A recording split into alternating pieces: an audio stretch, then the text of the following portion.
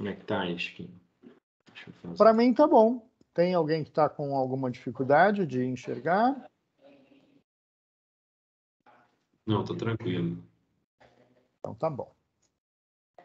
Então vamos lá. Não sei se todos já conhecem essa estrutura, mas esse é o que é chamado de DRE, né? DRE é a abreviatura para demonstração de resultados do exercício. Tá? Então, o que é esse DRE? Ele é efetivamente a conta do que sobra ou não sobra na operação de comprar, vender, prestar serviços. Tá? Então, ele começa sempre de uma conta de receita e ele vai fazendo as deduções ou acréscimos de valores que são positivos ou negativos na operação. Então, a gente começa da receita, ou seja, a receita que efetivamente foi recebida do negócio, ou seja, aquela transação, menos descontos, menos devoluções, etc., etc. Nós temos impostos que incidem sobre a operação de vendas e nós temos o custo dos produtos vendidos.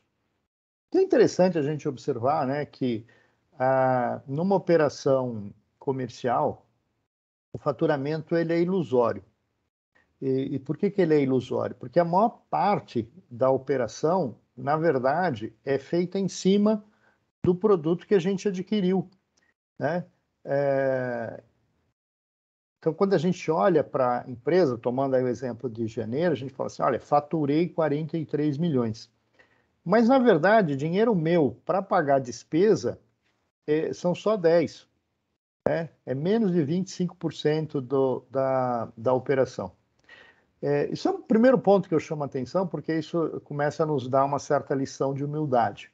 Né? Quando você fala 43 milhões, assim, enche a boca e parece que você tem muito dinheiro para gastar. Mas se você olhar imposto, que é governo, e custo do produto vendido, que é a montadora, que é efetivamente da operação do negócio, ou seja, o que é o dinheiro do negócio, a contribuição operacional do negócio para pagar despesas, ele é só uma fração dessa operação, no caso aí, usando o exemplo de janeiro, é de 10 milhões. E com esse dinheiro, eu começo a pagar despesas, né?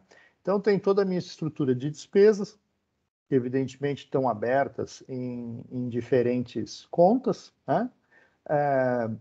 Mas que se resume aí em 3 grandes grupos. As despesas com vendas, as fixas, evidentemente, as variáveis, ou seja, aquelas que oscilam em função e na proporção da venda, e a estrutura administrativa.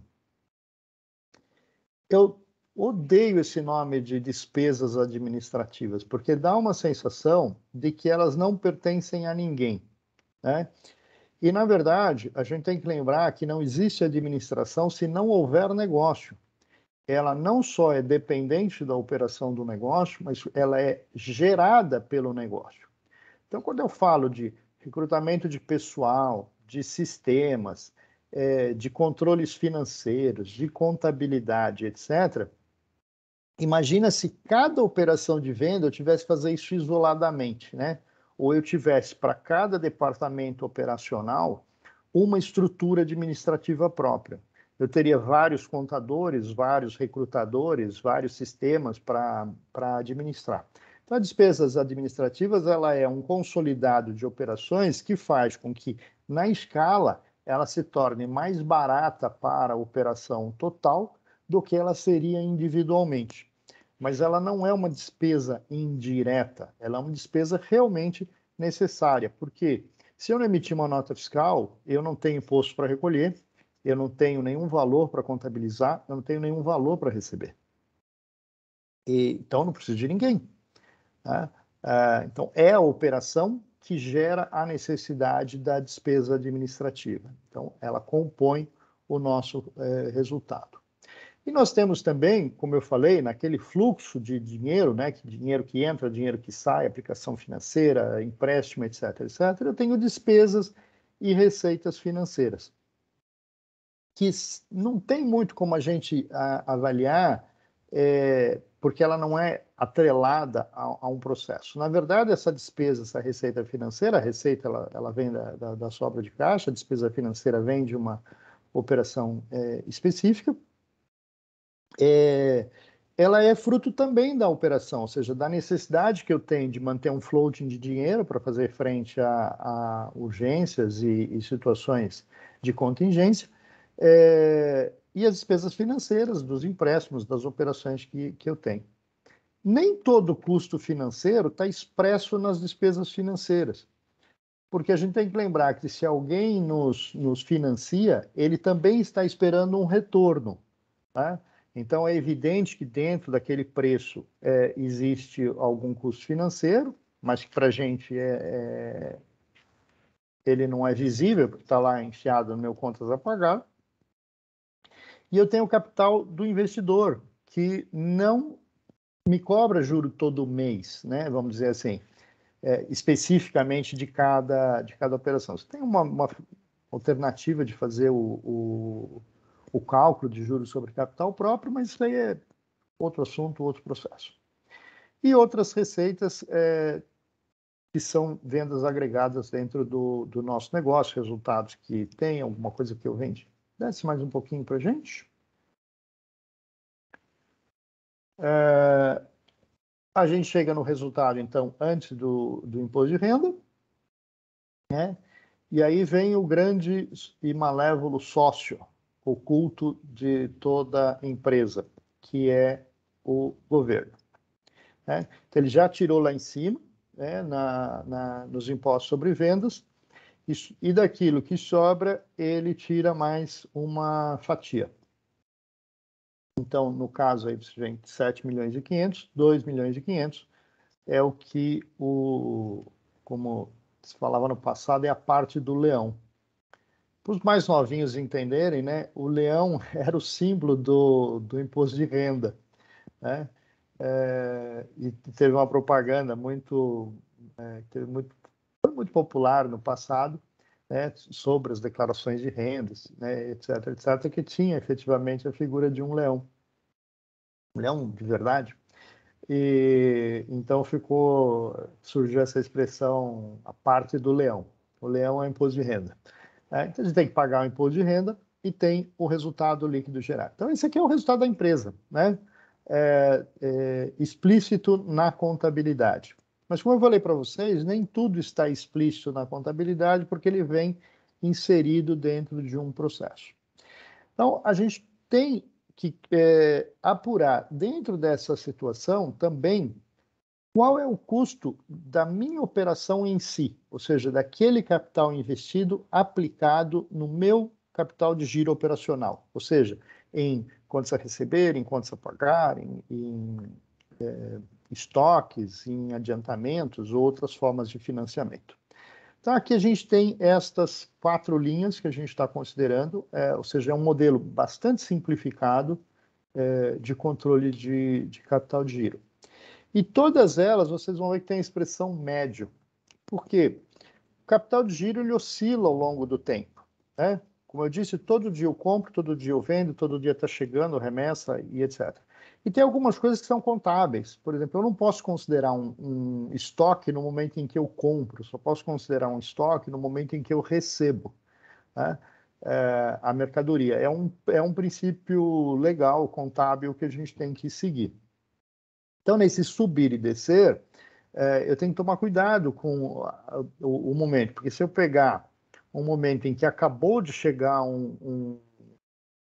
uma remessa de compras, o meu estoque vai lá em cima, né? Mas ele vai sendo consumido ao longo do tempo. Então, eu estou sempre como se fosse uma ondinha, né? Ele sobe, desce, sobe, desce, sobe, desce. Então, por falta de melhor controle e também não criar um bicho de 7 cabeças, a gente está fazendo o estoque médio pelas posições iniciais e finais, ou seja, as finais de cada mês. Então, janeiro eu vou pegar lá o final de dezembro, ou seja, com quanto eu comecei em janeiro, vou pegar lá no final de janeiro quanto eu terminei em janeiro, vou somar e vou dividir por 2. Isso, então, vai me gerar uma medida de estoque médio. O que seria o ideal para esse processo? Era todo dia fazer isso, né? Todo dia fazer a apuração desses valores e fazer a média efetivamente de todos os dias para saber exatamente o quanto, em média, eu tive de recursos aplicados nessa operação. Mas, por enquanto, o que a gente está fazendo dessa maneira. Então, aquela mesma continha que eu mostrei para vocês, com as barrinhas, né, numa visualização gráfica, é a conta que está aqui, tá? Então, o que significa? Olha, tem estoque médio de 57 milhões, aqui é o total da empresa, não é isso, Henrique? Aqui é JGV. JGV. Então, eu tenho 57 milhões de recursos aplicados em estoque. Nós temos 65 milhões aplicados em contas a receber, nós temos 86 milhões de financiamento de clientes, de fornecedores, tá? Ou seja, aquilo que eu tenho que pagar ao meu fornecedor, e nós temos 14 milhões de adiantamentos de clientes, ou seja, clientes que, para garantir uma compra futura, colocaram dinheiro na frente na operação. Então, se eu pegar o estoque, mais contas a receber, que são as aplicações, e retirar as origens, contas a pagar e adiantamento de clientes, eu tenho o capital de giro operacional líquido. Tá? Então, eu tenho o valor de 22 milhões. Quando eu olho para aquele resultado líquido apurado, olha, o que isso significa? Olha, eu botei 22 milhões para receber 5 milhões. Né? Então, esse é o conceito de giro de capital e de retorno. Então, o que a gente vai medir, uma coisa é a lucratividade, outra coisa é a rentabilidade. A lucratividade é um indicador em relação à venda, ou seja, quanto que esse resultado apurado significa em percentual da venda. Então, se eu vendi 50 milhões e ganhei 5, eu tenho uma margem de 10%. Tá? Quando eu falo sobre o capital apurado, eu vou pegar o quanto de dinheiro eu apliquei e o quanto de dinheiro eu recebi a título de remuneração daquele dinheiro. Tá? Como qualquer aplicação financeira. Todo mundo que vai fazer uma aplicação financeira tem uma expectativa de receber um juro, né? De receber uma remuneração, um retorno sobre aquele capital investido. Desce mais um pouquinho, por favor, Henrique. Então, como que a gente faz essa apuração? A gente vai ver efetivamente qual é a taxa de retorno líquida do negócio. Então, eu tenho lá aquele meu resultado antes do imposto de renda, eu tenho a provisão de imposto de renda, que é algo que eu tenho a pagar, e eu tenho o resultado após o imposto de renda e contribuição social sobre o lucro. Ele está repetido aqui nas linhas 36, 37, 38, aquilo que nós vimos lá no DRE.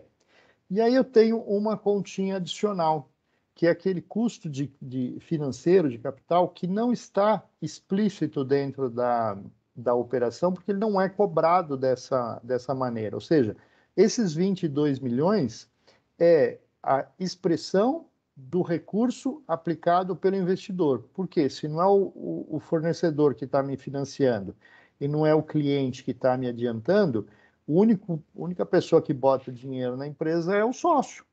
Né? Então, esses 22 milhões é o recurso líquido que o sócio aplicou nesta operação. Ele aplicou muito mais do que isso. Por quê? Porque tem prédio, porque tem terreno, porque tem máquina, porque tem equipamento. Mas nós não estamos considerando essa parte. Nós estamos considerando só e exclusivamente o capital de giro operacional. E como é que eu calculo, então, esse custo de capital? Eu preciso estabelecer uma taxa de juros. Né? Qual é a taxa de juros que eu vou usar? Como é que eu remunero esse capital investido dentro do negócio? Tem inúmeras taxas de juros no mercado. Você vai, se abrir o jornal, você vai estar lá, a taxa Selic, o CDI, a TR, a poupança, e etc, etc, etc. Tem várias taxas que podem ser utilizadas no mercado, tem o custo médio de capital de giro, e etc, etc. Mas a gente tem que lembrar que a gente tem um grande fornecedor, né, que é a montadora. E a montadora tem uma prática, que é financiar as nossas operações com uma taxa específica de juros, ou seja, com uma linha de crédito atrelada a uma taxa específica de juros, que o pessoal chama de taxa de wholesale. Nós temos, Henrique, um históricozinho da taxa para mostrar? Temos sim, só um momento.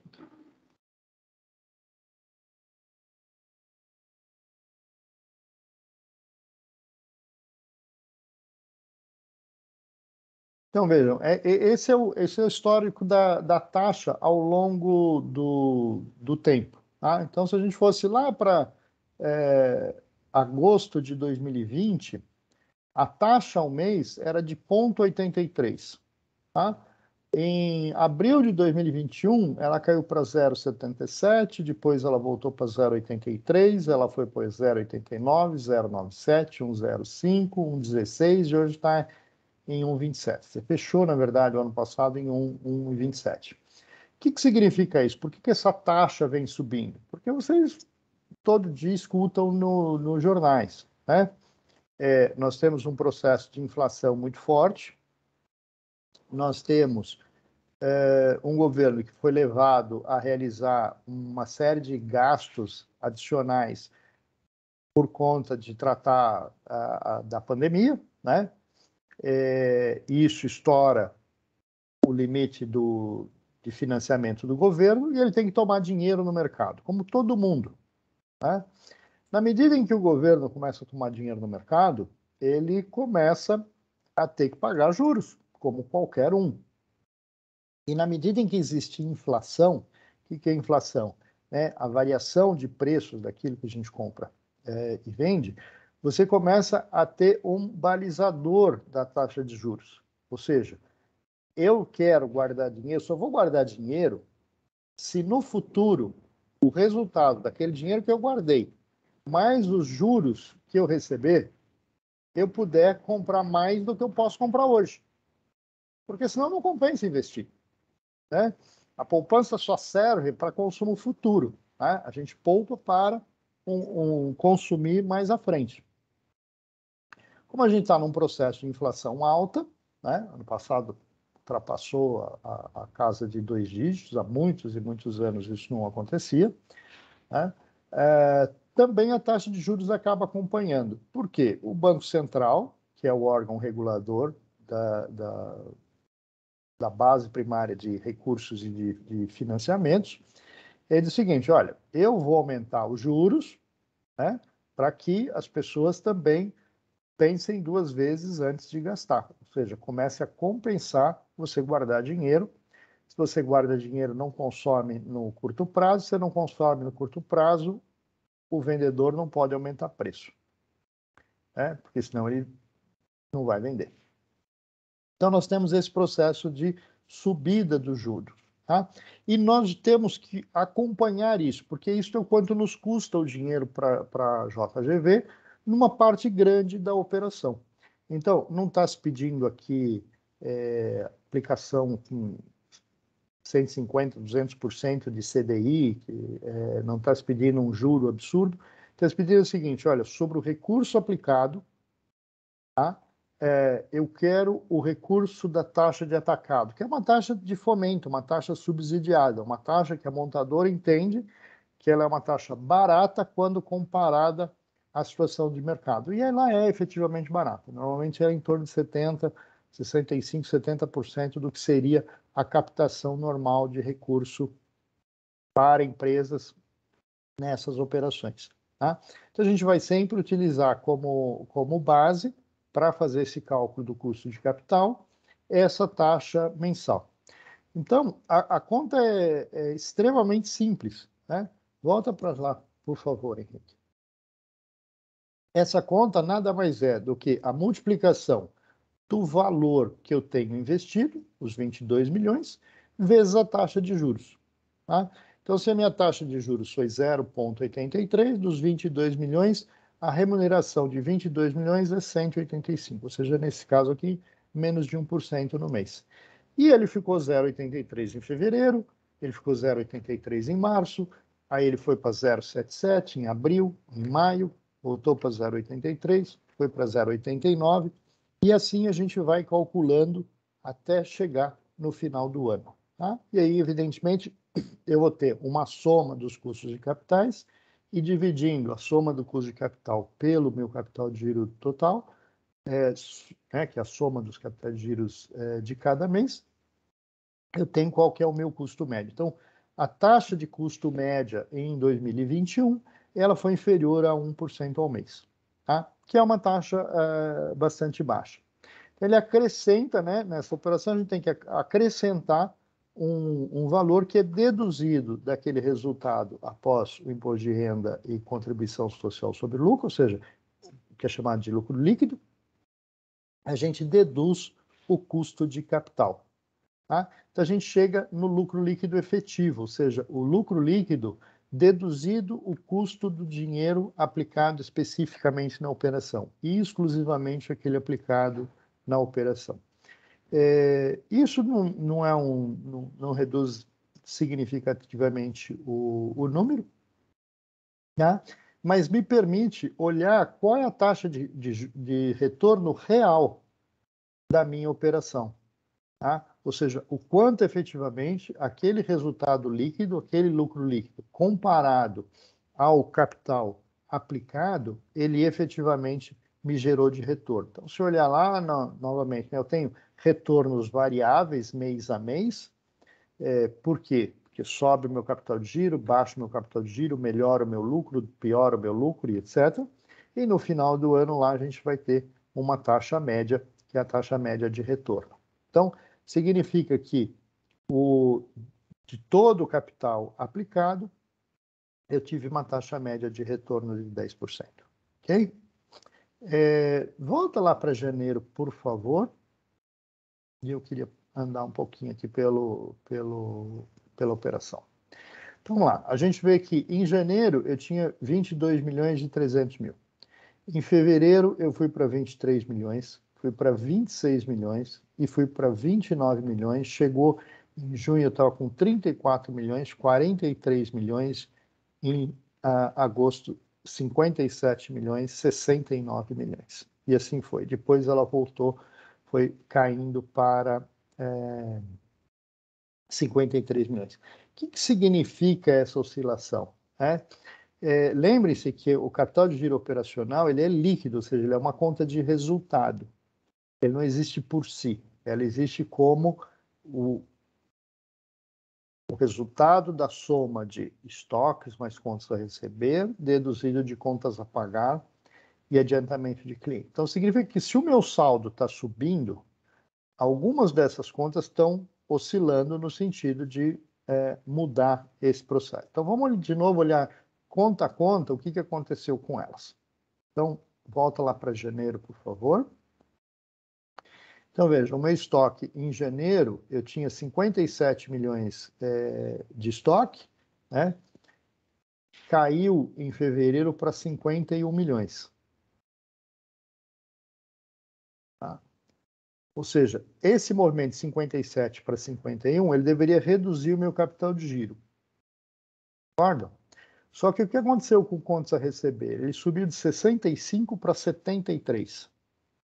Tá? Então, ou seja, enquanto o meu estoque baixou 5 milhões e meio, o meu contas a receber subiu 8 milhões. Tá? Ou seja, para realizar a venda, eu financiei muito mais o meu cliente. E na medida em que eu baixei o meu estoque também, o meu contas a pagar, ele também baixou. Né? Porque eu liquidei operações e o meu que eu tenho ainda a pagar em estoque, ele diminuiu. Consegui um pouco mais de adiantamento de clientes, mas nesse conjunto significa que eu precisei de R$ 1.300.000 a mais para financiar esta operação. E assim a gente vai. Quando a gente olha para essas oscilações, todas as oscilações são importantes. Então, assim, ó, quando eu vou lá para o estoque, janeiro, fevereiro, março, abril, você vê que ele vem em queda, né? 57, 51, 46 e chega até 41. Por que isso? Porque eu estou em período de safra, né? Eu estou em período de entrega de equipamentos, eu estou em período de alta demanda de peças, e o meu estoque ele tende a cair. Um estoque que ele foi suprido no passado com equipamentos, com máquinas, com implementos, com peças, para suportar esse período de safra. E, evidentemente, eu tinha contas a pagar atrelados a isso. E, na medida em que eu vou vendendo, também vai vencendo os prazos de financiamento que a fábrica me deu, e esse contas a pagar também vai caindo, 86, 84, 76, 60. Então, a quantidade de dinheiro que eu preciso entre estoque e contas a pagar, ela vai oscilando. A mesma coisa ocorre o adiantamento de cliente, quando o cliente quer mais operações, ele também vem e adianta, porque a gente viveu uma escassez muito grande de produtos, então o cliente tinha um interesse grande em garantir esse tipo de operação, então ele vai botando dinheiro. Isso aqui é um risco, né? Tem que ser ponderado em outras coisas. O ideal é que isso aqui não seja necessariamente uma conta muito grande. E essas oscilações, ou seja, eu só tenho se eu quiser trabalhar o meu capital de giro, eu tenho duas variáveis importantes para trabalhar. Uma delas é o estoque, né? Ou seja, como eu compro, quanto eu compro e com que prazo eu compro, né? Prazo para pagamento. Então, é algo que, na gestão, ela é controlável. E o contas a receber, porque também é esse processo de análise de crédito, de concessão de crédito, de prazo de crédito, dentro de uma razoabilidade de não comprometimento de volume de vendas. Mas tem que lembrar, olha, se eu concedo crédito, eu preciso de capital para financiar. Se eu preciso de capital para financiar, eu vou pagar juros, né? Ele não vai estar lá explícito para o meu cliente, porque eu estabeleci um preço e dividi em 30, 60, 90, ou aceitei um cheque para daqui a pouco, ou tenho uma máquina usada que eu vou levar sei lá quanto tempo para vender, que é dinheiro, né? Que é a forma como o cliente usou para financiar essa operação. Então, dentro desse conjunto, a gente tem que olhar, porque se eu saio de 22 e vou para 60, né, significa que esse dinheiro veio de algum lugar. Se eu sair de 22 e fui para 60, 38 milhões tiveram que ser colocados na empresa, né, de alguma maneira. Ou se buscou recurso em banco, ou os acionistas usaram ou têm capital suficiente para financiar isso. Ou você vai ter que ir no banco, você tem que buscar dinheiro e vai pagar juros, né? Então, esse capital ele tem que ser remunerado, e é esse o conceito que a gente está introduzindo, né?